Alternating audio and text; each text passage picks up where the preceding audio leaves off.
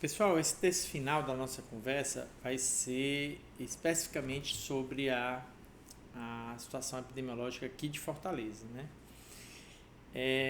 Vocês vão, né, falar um pouco sobre caracterização temporal, mortalidade, incidência sobre o tipo predominante e um pouco também de análise espacial, né? Como é que as epidemias se distribuem espacialmente no tempo também, né? Espaço temporal dentro de uma cidade, de um município complexo, né? Como é o município de Fortaleza.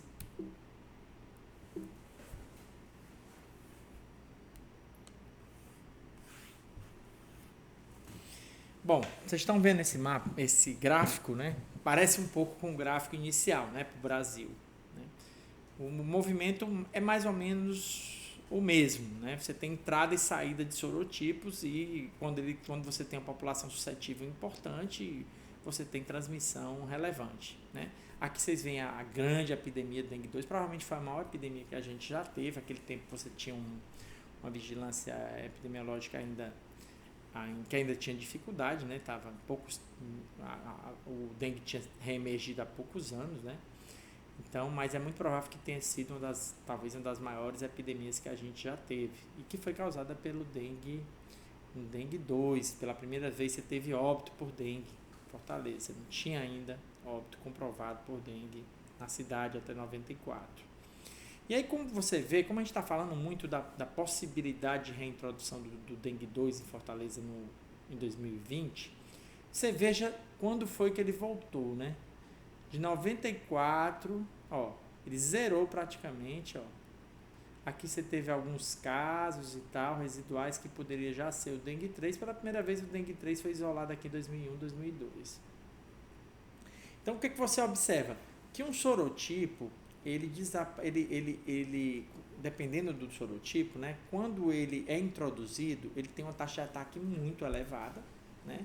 É como se você vacinasse uma margem importante da população. Né?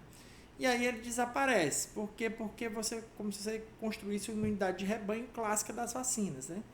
As pessoas estão imunizadas e aí você interrompe aquela transmissão.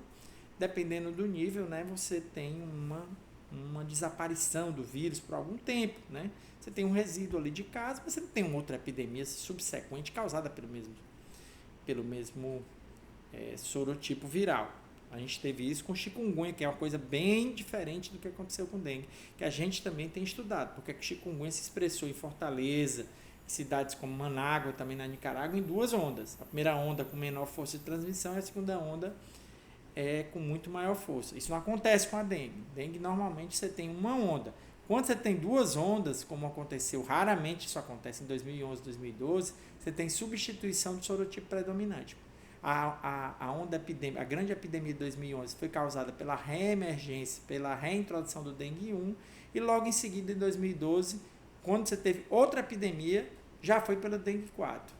Foram um biênio, quem trabalhava aqui na cidade de Fortaleza lembra disso.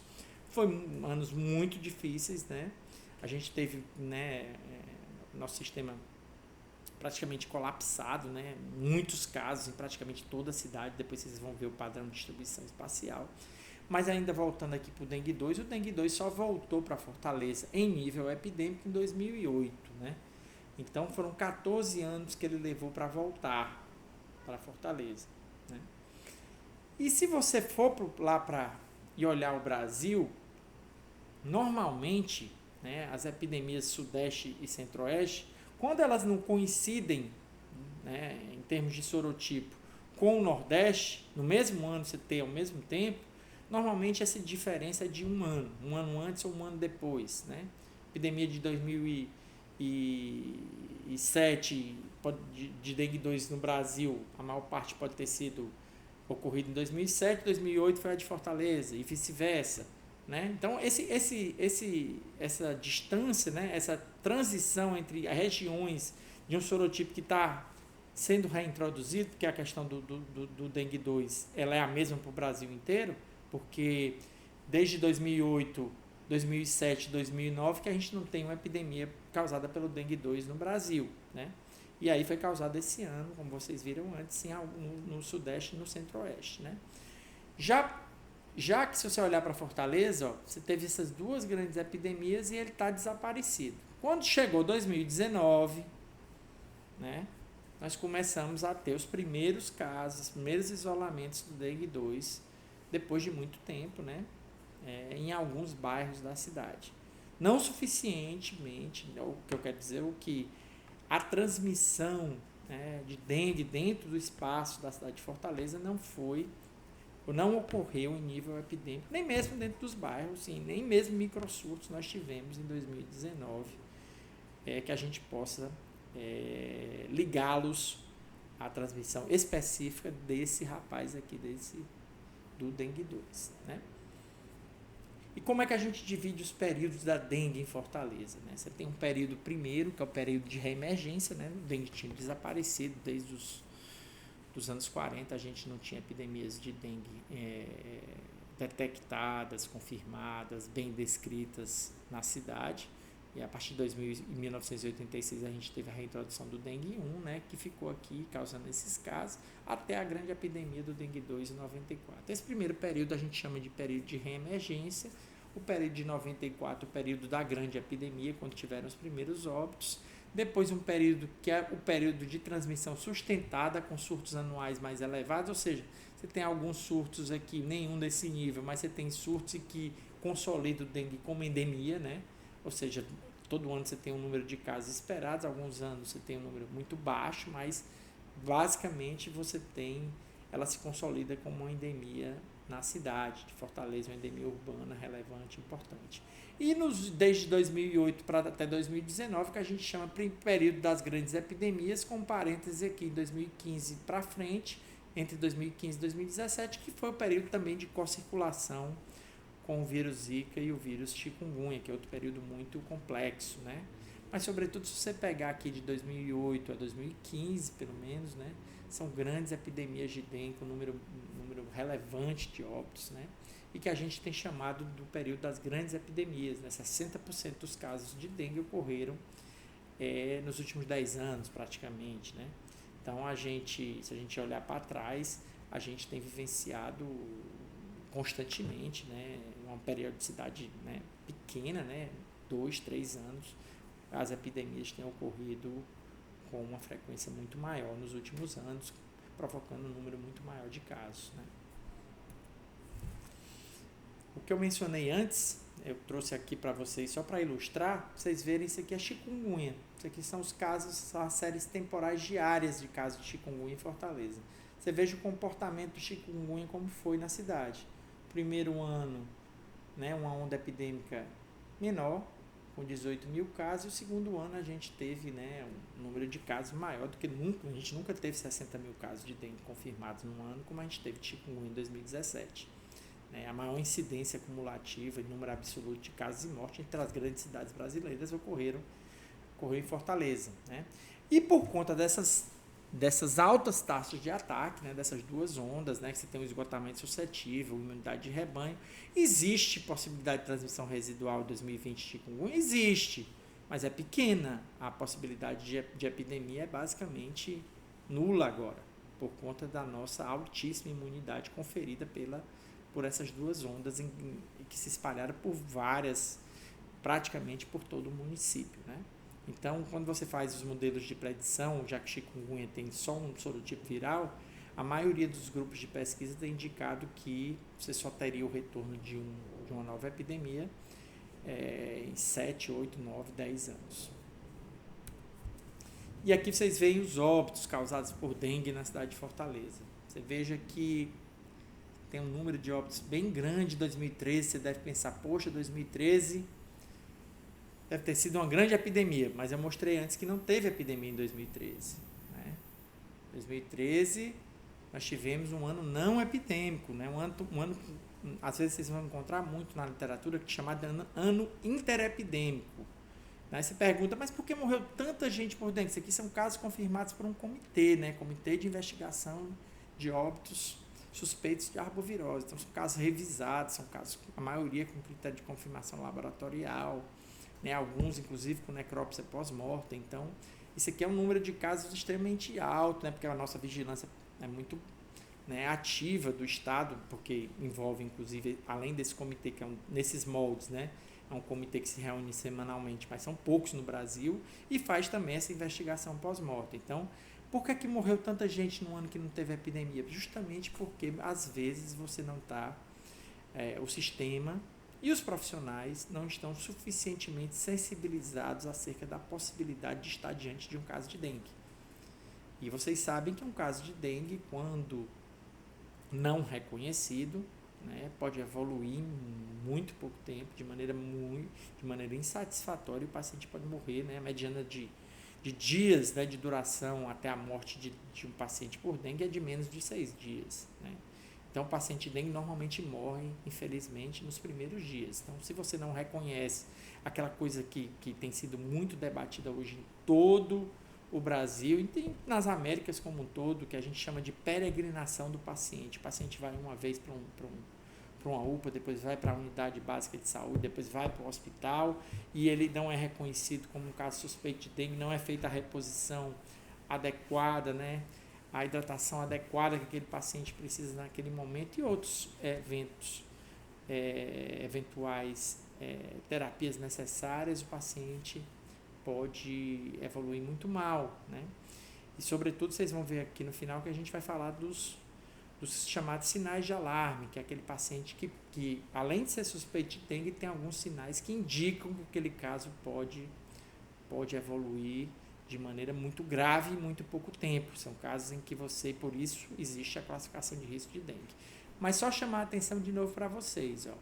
Em 2011 foi a grande epidemia do dengue 1, foram 26 óbitos. Em 2012, a nossa maior epidemia de dengue até hoje teve 21 óbitos. E logo depois a gente não teve epidemia e teve 38 óbitos, a maioria causada pelo mesmo sorotipo, que era o dengue 4.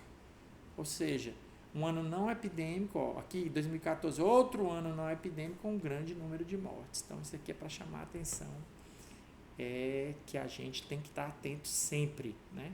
A dengue, porque são pacientes que às vezes o manejo, embora eventualmente seja um manejo simples, sobretudo de uma reposição hídrica adequada, né, hidratação adequada, né, para o paciente, você pode reverter um quadro e salvar a vida desse paciente. Aqui são os diagramas de controle, né, dos anos epidêmicos em Fortaleza. Você vê claramente, né, aqui o dengue 2 é mais ou menos a 11ª semana, aqui é a média móvel, né, em verde, aqui a média em azul, limite superior, e em vermelho os casos de 2008, você vê que ele explode, né? A gente normalmente diz que 3 semanas acima do limite superior, seguidas, você já pode dar um diagnóstico, já pode se classificar como uma epidemia, né? Aqui foi a epidemia do dengue 2 em 2008, aqui o dengue 1, ó, um padrão diferente, bem diferente. O dengue 1 teve um padrão.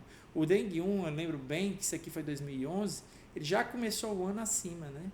Já começou o ano, já tinha umas chuvas esparsas já em dezembro, e o dengue 1 já estava acima aqui do limite superior, ó, desde o início do ano. Mas normalmente, né, com o dengue 4 em 2012, você vê que também foi lá pela 10ª semana, e que chegando a, né, mais ou menos abril, né, entre março, abril, maio, você tem a explosão com esses grandes picos, né? Aqui também em 2015 também um pouco parecido, né, a partir da 12ª semana. 2015 um pouco mais difícil, porque tinha co-circulação com o chikungunya, né, com zika. A gente não sabe exatamente se como em todo o Brasil, a gente não sabe exatamente se aqui nós estamos falando só de dengue, né? Aqui os não epidêmicos, né, só para se exemplificar, quando você não tem epidemia, o vermelhinho nunca ultrapassa o azul, que é o limite superior, né? Aqui é a média móvel, a distância entre o verde e o azul, a distância entre a média e o limite superior, é o que a gente chama de canal endêmico. Enquanto ele está aqui dentro, ele está no padrão endêmico, ou seja, o número de casos está dentro do esperado, né? Aqui também. Quando está abaixo, você está dizendo que ele não atingiu nem sequer o nível endêmico, foi um ano de baixa transmissão, como a gente vê em 2013, né? Vê em 2014, 2010 ainda mais, né? 2013 foi aquele ano que a gente teve o maior número de óbitos, veja bem, né? Número de casos baixo.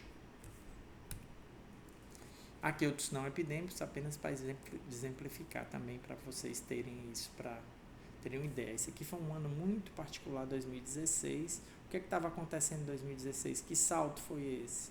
Isso aqui eram casos que a gente identificou que estavam sendo erroneamente classificados. Eram casos de chikungunya, foi no começo da epidemia de chikungunya, em 2016, e que a gente, depois de de algumas reuniões, o município, o estado, com profissionais, a gente começou a examinar caso a caso e começou a ver que isso aqui não eram casos, a maioria não eram casos de dengue. Então a gente foi corrigindo a definição de caso e eles foram caindo muito antes do que normalmente caem. 2017, aqui um pouco parecido, embora em 2017 tivessem áreas no sul da cidade onde haviam casos de fato. Já finalizando, aqui são só alguns detalhes assim, finais assim, para chamar a atenção de vocês para o cenário para o ano que vem. Veja bem, em 2008 ocorreu vamos falar do dengue 2. Em 2008 ocorreu a reintrodução do dengue 2 depois de 14 anos. Vejam a incidência em criança, 1.526 casos por 100 mil habitantes. Essa incidência em criança, em 2009 ela foi 150, 200, ela só aumenta quando? Na epidemia de 2011, para mais de 1.500 de novo. Que foi 2011? Foi outra reintrodução, foi do dengue 1. Ou seja, sempre que um vírus é reintroduzido em nível epidêmico, ou seja, onde já tem uma população suscetível importante, a gente deve ter sempre atenção à população infantil. 2012, por exemplo, foi a introdução do sorotipo 4, que nunca tinha circulado em Fortaleza. Então, a incidência em crianças tende a ser o quê? Menor. Quando é uma reintrodução, a tendência é que as incidências em crianças seja maior, né? Então, esse é o que... Para que é que esse lembrete aqui, principalmente? É um lembrete do seguinte: se a gente tiver uma epidemia em 2020, né, certamente ela será causada pelo dengue 2. E certamente nós vamos ter muitos casos em crianças. Né? Então a gente tem que estar muito atento a essa possibilidade. Né? Isso não quer dizer que a gente tenha um padrão parecido com o que foi encontrado no México, onde você teve um grande número de casos, uma alta incidência de casos infantis, associada inclusive a uma alta letalidade e gravidade dos casos em crianças. Isso não ocorreu no Brasil, aparentemente, em 2019, embora tenha sido o mesmo sorotipo. Não sabemos se tem algumas características genotípicas e tal de cepa diferente, embora seja o mesmo sorotipo 2 o responsável pelas epidemias do Brasil. Mas no Brasil a gente não encontrou alta letalidade infantil em 2019. Né? Foi diferente do que ocorreu em alguns outros países da América Central e América do Norte, no caso o México. Né? Aí você pode observar que quando você não está falando de reintrodução de vírus, a incidência em crianças tende a ser menor, né? 300, se você comparar, por exemplo, a incidência de criança em 2015, que foi 639, se você comparar com adolescente e com adulto jovem, ela é bem menor. Ela é comparável normalmente apenas com a incidência em idosos. Mas não é o caso quando há uma reintrodução. Veja 2008, se você comparar a incidência em criança com a de idosos, ela é mais do que o dobro. Por quê? Porque o idoso está imunizado, entre aspas, para aquele sorotipo, porque aquele sorotipo já circulou, no caso, já tinha circulado em 94. Certo? Isso é um detalhe importante para a gente se precaver para o ano que vem. É provável que a gente tenha um número elevado de casos infantis diante do padrão de suscetibilidade que existe na cidade de Fortaleza. Veja bem, isso aqui é o que a gente... é um pouco uma tentativa de graficamente mostrar de maneira mais visual para vocês. Vejam aqui, né, isso aqui é proporção por grupo etário. Isso não é número de casos absoluto, né? Então, por exemplo, número 2009, não teve uma epidemia em 2009, né? Isso aqui é só proporção. Se você pegar, por exemplo, 2011, se você pegar os anos epidêmicos, ele tem uma proporção de casos, a maior proporção de casos infantis é aonde? Mais de 20%. 2008, na nossa epidemia do dengue 2, na reintrodução do dengue 2. Mais de 20% dos casos foram crianças. Isso não aconteceu, só aconteceu em 2009, que era transmissão residual, mas muito baixa, né? Muito baixa transmissão. Isso aqui foi num ano epidêmico. E em 2011 tivemos também perto de 20%, um pouco menos, 15% dos casos infantis, que era a reintrodução do 1. Mas em 2012, na nossa última grande epidemia, né, já cai. Né? Então é um detalhe importante, aqui você vê o nosso padrão, né, o padrão de ocorrência do dengue parece com o nosso padrão populacional, a grande maioria dos casos se situa mesmo entre adultos jovens, né, uma parte adolescente e uma faixa pequena de idosos. Embora, um detalhe importante para esse ano, que nós vamos ter que ter cuidado no manejo do paciente idoso, porque a mediana de idade dos óbitos ocorridos no Brasil em 2019 foi, como eu acho que eu já mencionei, 66 anos, ou seja, mais da metade dos óbitos ocorreram em idosos. E mesmo com um número não tão grande de casos. O que quer dizer isso? Que a gente tem que ter cuidado com aquele idoso com comorbidade, inclusive na hora do manejo. Né? Se você vai manejar, vai fazer reposição volêmica, tem que ter cuidado, tem que obedecer, né, rigorosamente os critérios do manual. Aqui é onde a gente isolou casos, né, isolou sorotipos, né, em Fortaleza. Aqui está 2019, aqui tá difícil de ver, mas os pontinhos vermelhos aqui é o dengue 2, nós tivemos o dengue 2 aqui regional 3, né? Um pouquinho aqui já na beira do centro, né? Tivemos isolamento, vários isolamentos aqui no Mudubi, que é a regional 5, né? Tivemos isolamentos do tipo 2 também aqui, indo para a regional 6, né? Nesse momento. O que quer dizer o seguinte, que a gente teve isolamento que não foi suficiente para produzir uma grande epidemia, porque suscetível você tinha, mas você não teve, provavelmente você não teve muitos indivíduos virêmicos suficientemente. E aqui eu queria aproveitar, porque eu não falei sobre isso, mas tenho que falar, que é a questão do vetor, né? Você deve estar se perguntando por que eu não falei ainda sobre os cuidados básicos, né? Evidentemente, se é uma doença vetorial, se você não tivesse o vetor, não teria transmissão. Né? Infelizmente, hoje nós temos um Aedes aegypti muito bem adaptado no nosso contexto. É um vetor extremamente competente, ou seja, a capacidade dele se infectar e infectar o humano é muito elevada. Nós temos alguns estudos que mostram em alguns lugares da cidade que, mesmo com infestação muito baixa, próxima de 1%, você tem transmissão, né? Porque as fêmeas estão vivendo mais. Se aumentou a longevidade das fêmeas, você tem fêmeas vivendo provavelmente 60 dias, desde que uma vez que uma fêmea está infectada, ela permanece infectada pela sua vida inteira, né? Então, ela, desde que ela se infecte, ela se torna capaz de infectar outrem durante a vida toda. E se ela está vivendo mais, se a longevidade é maior, evidentemente, você não precisa de tantas fêmeas para ter transmissão. Isso é um tema importante, porque o que eu quero dizer aqui, e que eu acho que essa é a grande mensagem que eu queria deixar para vocês nessa conversa, é que hoje nós temos várias novas tecnologias na tentativa de controle vetorial. Você tem desde o Wolbachia, você tem mosquitos transgênicos que aparentemente não deu muito certo, mas você tem outras tecnologias de spray, você tem novos inseticidas, etc, etc, etc. Mas muito provavelmente hoje, diante dos nossos níveis de infestação, a gente dificilmente impede transmissão em nível epidêmico só com controle vetorial, porque a gente não tem uma perspectiva de curto prazo de erradicação do vetor. E como o vetor está muito bem adaptado, muito competente, a gente tem que saber que desde que exista transmissão, a gente tem que ser capaz de evitar os desfechos desfavoráveis dos pacientes. Ou seja, além de todo o esforço que o grupo do controle vetorial tem feito, que são diários, são diuturnos, né, são inimagináveis, cansativos, caros, né? São visitas diárias que os agentes de controle de endemias fazem em vários locais da cidade de Fortaleza, do estado do Ceará, mas a gente não tem um nível de infestação. Nem aqui, que tem um ótimo...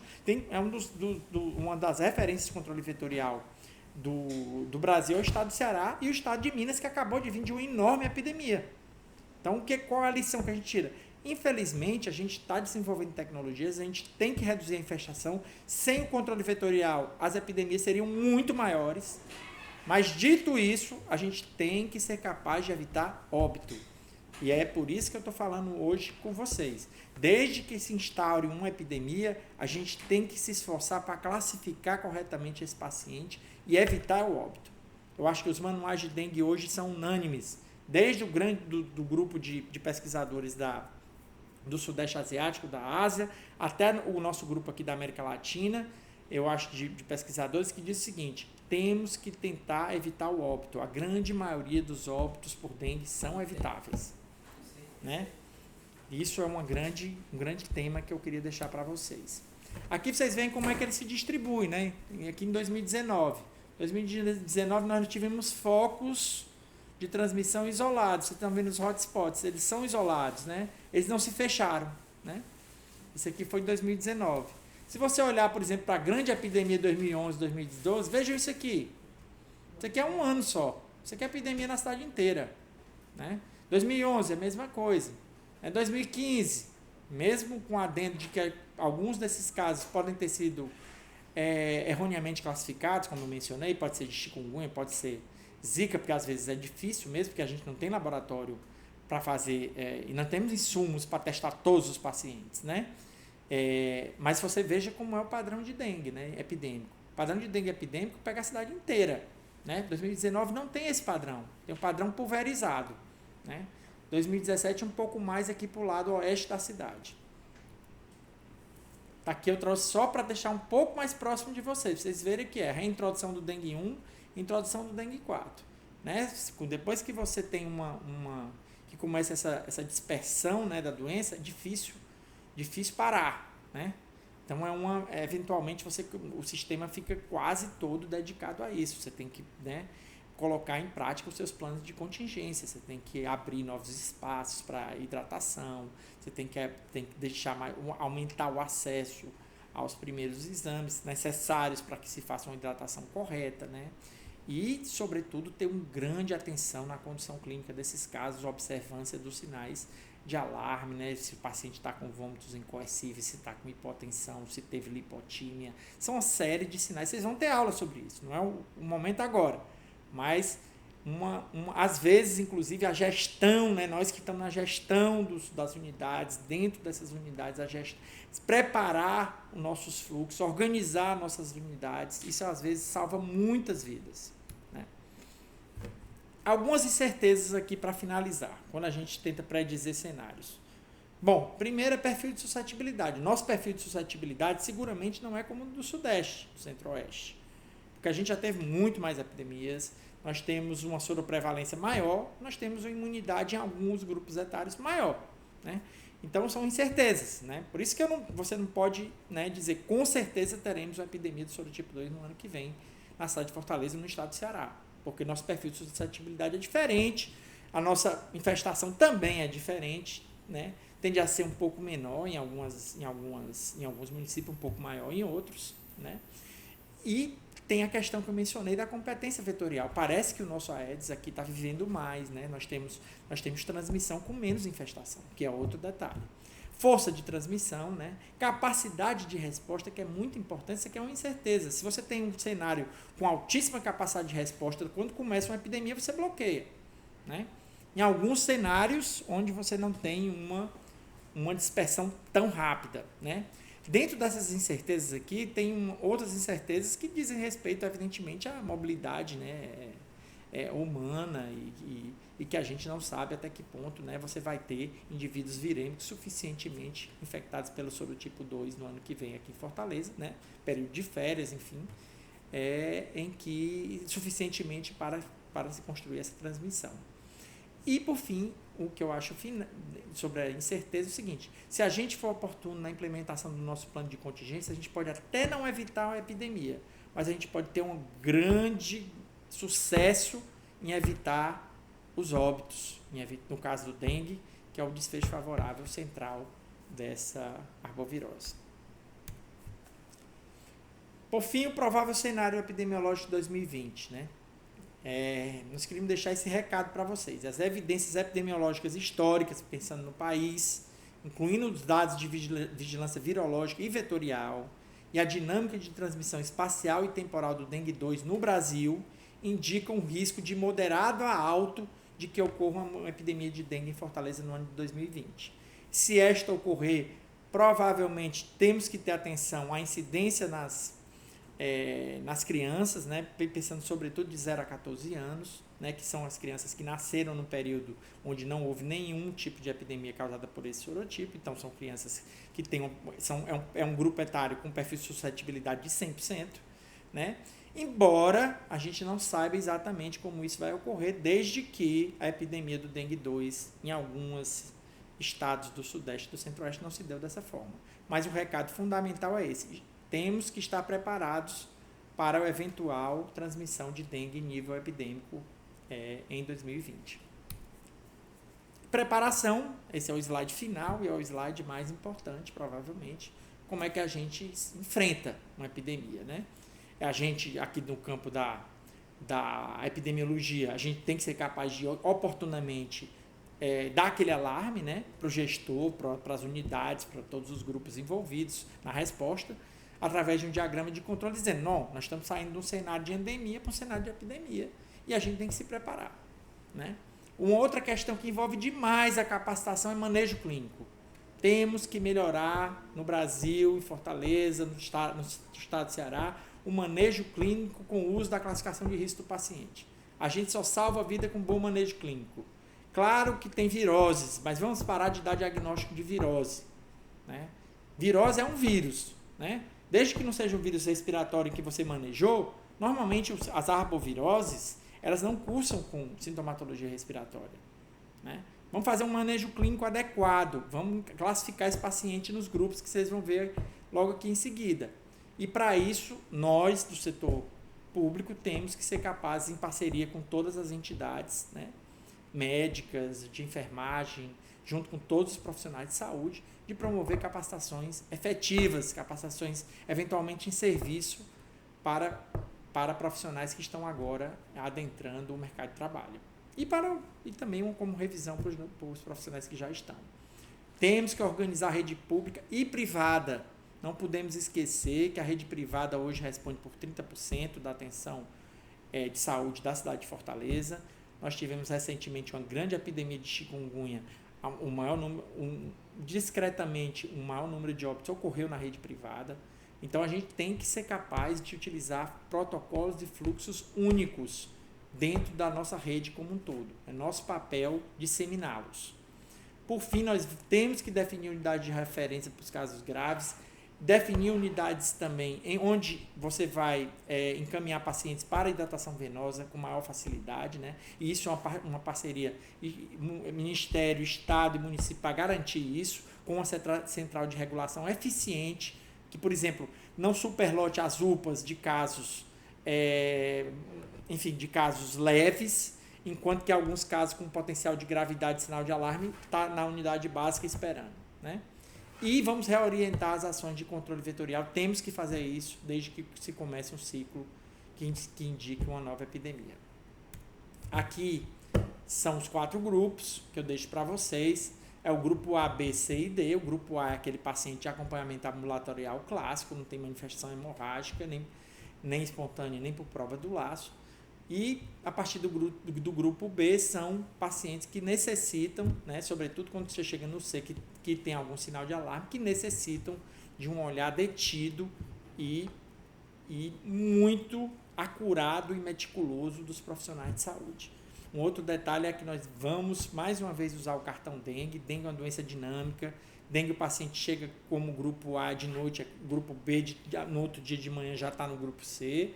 Então, a gente tem que ser capaz de capturar e de entender esse paciente no momento, que eu sei que é muito difícil. Às vezes, vocês estão com um atendimento, né, superlotação, você tem ali 10 pacientes de dengue, só um deles está no grupo C. Às vezes, é difícil reconhecer a gravidade, difícil entrar com as medidas necessárias. Mas, enfim, essa é uma conversa que eu quis ter com vocês para a gente se preparar para eventualmente no ano que vem a gente enfrentar com tranquilidade, né, sabendo que temos uma história longa, né, e temos uma história de sucesso, né. Nós tivemos esforços impressionantes que a rede fez em vários momentos e que conseguiu evitar cenários que poderiam ser muito piores, tanto do ponto de vista da mortalidade como da morbidade dessa doença, que infelizmente ainda vai conviver entre nós por algum tempo, até a gente ter ou uma vacina mais eficaz, ou uma combinação de uma vacina eficaz com novas tecnologias e com controle vetorial capaz